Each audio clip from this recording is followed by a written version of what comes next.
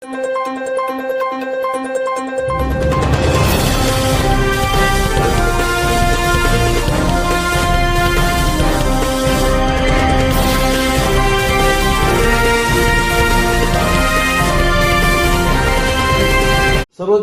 माहिती सर इथं चांगलं काम चालतंय म्हणून आलेलं आहे.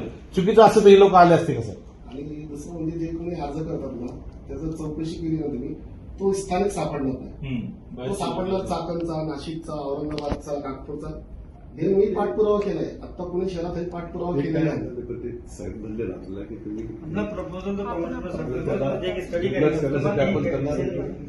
प्रोसिजर तो प्रॉपर प्रपोजल बनवा प्रॉपर काय फक्त थोडासा टाइम मिळाला की नाही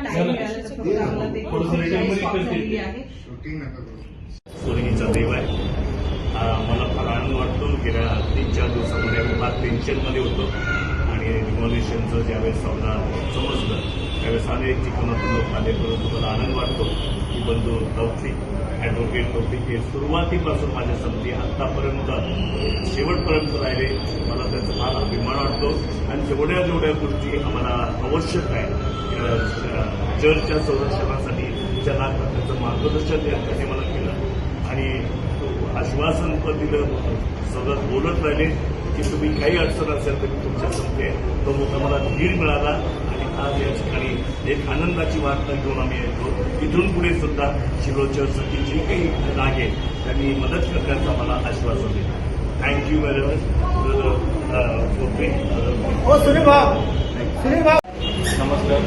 आज दिनांक 20 एप्रिल 2026 रोजी आपल्या पुणे कॅन्टोन्मेंट हद्दीमध्ये जे मराठी फिल्म चर्च आहे त्या संदर्भात जे पुणे कॅन्टोन्मेंट बोर्डाकडून जे अतिक्रमण केल्याची डिमॉलिशनची नोटीस आली आहे त्याच विरोधामध्ये आम्ही इथं आज कलेक्टर साहेबांच्या नेतृत्वाखाली रीतसर एक्सटेन्शनसाठी तसेच रेग्युलरायझेशन करण्यासाठी माननीय सीओ पवार साहेबांना भेटून प्रपोजल दाखल केलेला आहे.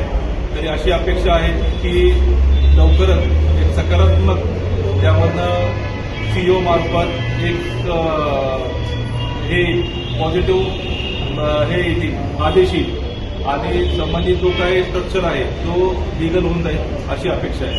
धन्यवाद.